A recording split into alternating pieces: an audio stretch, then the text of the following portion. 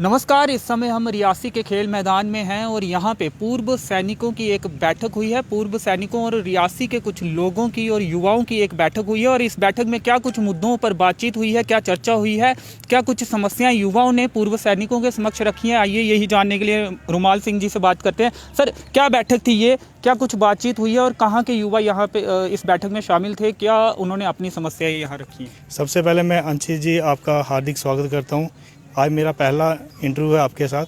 मैं काफ़ी देर से चाहता था कि मैं आपके समक्ष अपने विचार रखूं। आज जो हमारे एक्स सर्विसमैन जो कि 31 जनवरी 2021 को रिटायरमेंट सेवानिवृत्त हुए, तो 2 महीने उन्हें आए हुए, तो उन्होंने 2 महीने घूमते एनालाइज किया कि यानी कि जो यहाँ पे पूर्व सैनिक हैं वो कुछ 2 महीने पहले ही रिटायर हुए हैं, सेवानिवृत्त हुए। हमसे पहले काफ़ी आए हैं, लेकिन ये अभी रिफ्रेश जो 40 लड़के हम आए थे 31 जनवरी 2021 को आए थे। तो हम लोगों के बीच गए, हमने देखा कि मैक्सिमम हमने यूथ की प्रॉब्लम देखी कि हमने मैक्सिमम यूथ यानी कि पहले आप बॉर्डर पर या फिर अन्य तरह से देश की सुरक्षा करते थे, अब जो समस्याएं युवाओं को पेश आ रही हैं खासकर उन समस्याओं पर आप काम कर रहे हैं। बिल्कुल सर। मैं 18 साल का था जब मैं इंडियन आर्मी को मैंने ज्वाइन किया। मैं AIBT पूना जो army institute of physical training, यहाँ यूथ को फॉर मतलब इतने गरीब लोग वहाँ पे आते हैं, विदेशों से आते हैं, उन्हें मैंने तैयार किया कि यूथ, और वो आज एक ऑफिसर रैंक्स में है। फिर मैं कमांडो इंस्टीट्यूट बेंगलुरु कर्नाटक में रहा, तो वहाँ मैंने देखा कि यूथ को इतना प्रमोशन हर चीज़ है, लेकिन डिस्ट्रिक्ट रियासी आप बदकिस्मती देखिए या देखिए अभाव देखिए कि यहाँ पे यूथ आज दर बदर हो रहा है। हम गए उनके बीच में, हमने बैठकें की। हम 2 महीने से पिछले बैठक कर रहे हैं और ये मेरे भाई जो एक्स सर्विसमैन अभी आए हैं, ये भी अपन ये भागा से हैं, ये सलाल से हैं, ये थोबथनोल से, ये थनपाल से हैं, वो हमारे भाई पीछे चसाना से हैं। तो हमने एनालाइज़ किया कि कहीं ना कहीं भारत सरकार ने युवाओं की अनदेखी की है और इन्हें नज़रअंदाज किया है, और उसमें एडमिनिस्ट्रेशन का भी कहीं ना कहीं आप कह सकते हैं कि उनके नेतृत्व में कमी थी, जिसके कारण ये युवा आज रोड पे आ रहे हैं। और सबसे बदकिस्मती अब उस डिस्ट्रिक्ट की गई है जहाँ 40 सैनिक पेंशन आए, उनको आज रोड पे उतरना पड़ रहा है। इससे बड़ा दुर्भाग्य कहीं हो ही नहीं सकता। आज ये हमारी आज पूरे हिंदुस्तान में जाएगी। सोचो सैनिक पर क्या बीतेगी जो बॉर्डर में खड़ा है, वो क्या सोचता होगा कि आज अगर रियासी का यूथ अनएम्प्लॉयड है तो उसके इलाके का होगा, कितना नेगेटिव मैसेज आएगा। तो मैं आपके द्वारा प्रशासन और सरकार से एक अपील करना चाहता हूँ। हम देशभक्त लोग हैं, हम बंदूकें नहीं उठाते, हमने बंदूकें उठाई तो देश की रक्षा के लिए उठाई। आज हमारा राष्ट्र करने का टाइम था, 15 साल हम नौकरी करके आए, तो आज हमें फिर ग्राउंड पे आने पड़ रहा है। तो आप लोगों का क्या काम है? आप लोग अभी भी संभल जाइए, अच्छी पॉलिसीज बनाइए यूथ के लिए, उनको प्रमोट कीजिए। यूथ के लिए अच्छी स्कीम्स हैं। प्रधानमंत्री जी ने कितने स्किल इंडिया, पता नहीं क्या क्या स्कीमें बनाई हैं, लेकिन सरकारी नौकरी नहीं दी जा रही। स्किल इंडिया के माध्यम से ही या फिर अपना काम करने के लिए प्रेरित किया जा रहा है, सरकारी नौकरियाँ नहीं दी जा रही। देखिए अंशी जी, सरकारी नौकरियों में जब हमारा टाइम था, जब मैं 2000 की बात कर रहा हूँ, तो तभी कमी थी। हम लोग सरकारी नौकरी तरफ ज़्यादा भागते हैं क्योंकि हमारे डिस्ट्रिक्ट जो हमारे जम्मू JNK है, यहाँ पे इंडस्ट्रियल एरियाज़ कम है, यहाँ टूरिज़्म प्रमोशन तो है ही नहीं है, जम्मू में तो बिल्कुल नहीं है। उस कारण हम सरकारी नौकरी तरफ भागते हैं। प्राइवेट सेक्टर में सर बहुत अच्छी जॉब्स हैं। आप टूरिज़्म सेक्टर आप रियासी में देखिए, रियासी में क्या नहीं है, लेकिन यहाँ का एडमिनिस्ट्रेशन और टूरिज़्म बिल्कुल कोई काम नहीं किया उन्होंने। आज उन्होंने काम किया होता तो यहाँ पे प्राइवेट जॉब्स होते, यहाँ पे बाहर से एजेंसियाँ आके इन्वेस्टमेंट करती। तो सरकार तो ये कह रही है ना, केंद्र सरकार की UT बनने के बाद यहाँ पे इंडस्ट्री आएंगी, लेकिन 1.5 सालों में क्या आपको दिखी है कुछ इंडस्ट्रीज या फिर टूरिज़्म को बढ़ावा देने के लिए कुछ खास तरह से प्रयास किए गए हैं? देखिए, सरकार का काम होता है कि एक सशक्त गवर्नमेंट देना। सरकार ने अपना काम बखूबी किया है, लेकिन जो लोकल नेता हैं कहीं ना कहीं उनसे कमी हुई है, क्योंकि उन्होंने इस पे ध्यान नहीं दिया। सारे मोदी जी के नाम पे वोट लेते रहे। मैं खुल के बोल रहा हूँ, मैं किसी से डरता नहीं हूँ, क्योंकि मैं इनकी लड़ाई लड़ रहा हूँ, मैं एक सोल्जर हूँ। तो मैं कहता हूँ कहीं ना कहीं आप लोगों की कमी थी, जो आज बेरोज़गार यहाँ पे 18 यहाँ पे कंपनियाँ हैं। इससे बड़ा दुर्भाग्य क्या हो सकता है कि 18 कंपनियां होने के बावजूद ये लोग सड़कों पे आ रहे हैं और हम लोग सड़कों पे आ रहे हैं। हमें कुछ नहीं चाहिए गवर्नमेंट से। मेरी 22-23 हज़ार पेंशन है, मेरा घर परिवार अच्छी तरह पढ़ रहा है, लेकिन मैं चाहता हूँ कि ये युवा, इनके लिए गवर्नमेंट जल्द से जल्द कुछ ना कुछ करे, जिससे ये भी अपना रोजी रोटी चला सकें और एक अच्छा जीवन व्यतीत कर सकें। एक और पूर्व सैनिक हमारे साथ हैं। आप कब रिटायर हुए थे, क्या नाम आपका है, कहाँ से आप आते हैं, और मेन मुद्दा क्या था आज जो बैठक हुई है, युवाओं ने क्या समस्या है आपके समझ रहे मुद्दा जो है, मेरा नाम पहले तो अजीत सिंह है, मैं पंचायत बागा से हूँ। तो ये मैं पेंशन आया अभी देखा मैंने युवा जो कितना बेरोजगार है, तो उसके बारे में एक संगठन का नाम सुना जिससे हम जुड़े हैं, भारतीय मजदूर कौन सा भारतीय मजदूर संघ जो, हाँ, तो इसके हम इससे जुड़े हैं।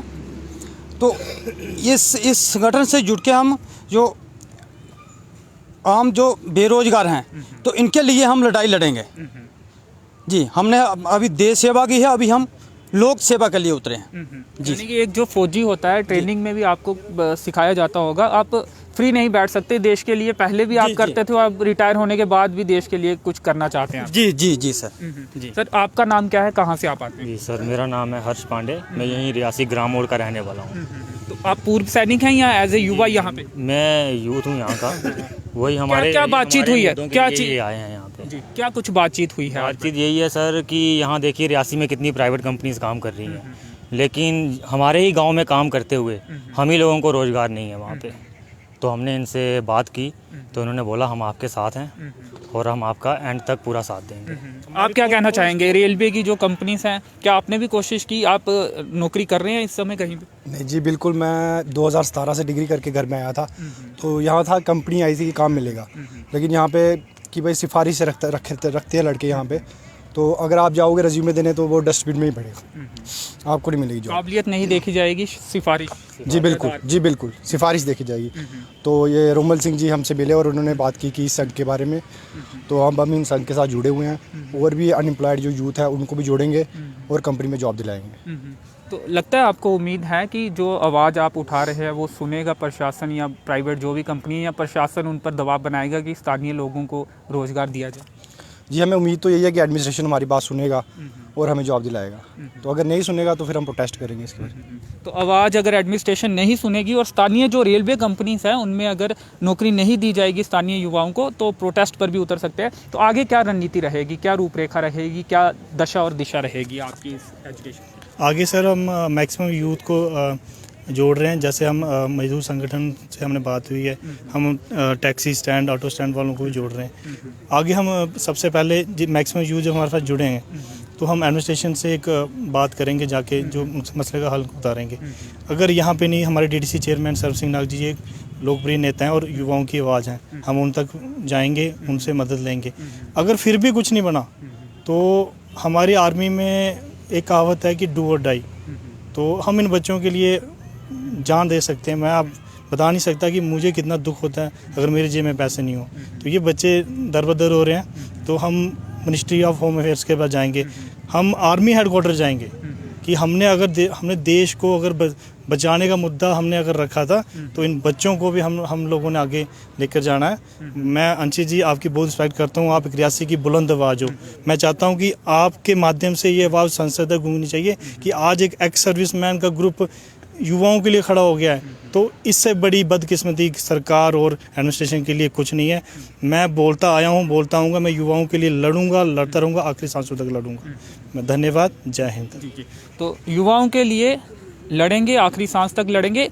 एक शख्स जो इन्होंने बताया कि 2 साल पहले आप डिग्री कर आए थे, करीब 2 साल पहले, और 2 सालों से क्या कुछ किया आपने? कहीं किसी कंपनी में थोड़ी देर के लिए जॉब की थी आपने? सर कहीं नहीं सर, मैं जहाँ भी अप्लाई करता हूँ तो वहाँ पे सिर्फ क्या कहते हैं कि आपको जब काम होगा बुला लेंगे। इंजीनियरिंग करके आए? जी हाँ, सिविल इंजीनियरिंग करके आया हूँ। आधा काम तो खत्म हो गया, आधे से भी ज़्यादा काम खत्म हो गया। तो 2 साल में समझना चाहूँगा, 2 साल के करीब आपको हो गया, तो जो आपने सीखा था कहीं ना कहीं आप उसे इम्प्लीमेंट नहीं कर पाए, तो कुछ भूलता भी जा रहा होगा आपको जो ट्रेनिंग आपने ली थी?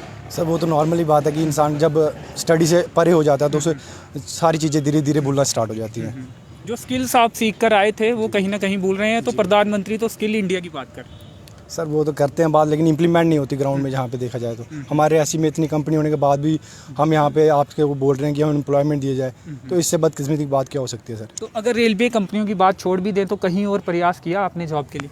सर मैं गवर्नमेंट सेक्टर के लिए वो अप्लाई करता रहता हूँ, तो बाकी मैं घर के पास प्राइवेट कंपनी में अप्लाई करता रहता हूँ सर। जी जी, शुक्रिया। तो कहीं ना कहीं युवाओं को रोज़गार देने की बात हो रही है, पूर्व सैनिकों की आज रियासी के खेल मैदान में बैठक हुई है। जो यहाँ के स्थानीय युवा हैं उनके साथ एक और शख्स हमारे साथ हैं। सर क्या नाम है आपका और क्या कहना चाहिए? मैं मैक्स इंफ्रा से हूँ और हमारा जो सर क्लियरली बनता है, जो फाइनल बनता है वो प्रॉपर तरीके से दे रहे हैं। कितनी देर आपने नौकरी की और किस कहाँ पे नौकरी की आप? अभी सर ग्राम मोड़ में मैक्स इंफ्रा में लगा हूँ मैं, और अभी मैक्स इंफ्रा से हमारा फाइनल हो गया, 2 महीने हो गए। 2 महीने से इन्होंने क्या किया कि दूसरी कंपनी में डाल दिया है जो नारा कंस्ट्रक्शन है। तो अभी वो जो मैक्स का फाइनल है वो नहीं हमें अभी दे रहे हैं, लेकिन प्रॉपर तरीके से दे रहे हैं सर। तो ये समस्याएं लगातार सामने आती हैं इस तरह की कि कम पैसे दिए जा रहे हैं, पूरे पैसे नहीं दिए जा रहे, निकालने के बाद कुछ जो पूरा पैसे बनते हैं, टीए बनता है और अन्य तरह से जो भी बनता है वो नहीं दिया जाता। तो इसके लिए भी आप संघर्ष करेंगे? बिल्कुल सर, क्योंकि जब हम आए थे तो हमें गवर्नमेंट ने हमारा जो बैलेंस था हर एक चीज़ हमें प्रॉपर तरीके से दी।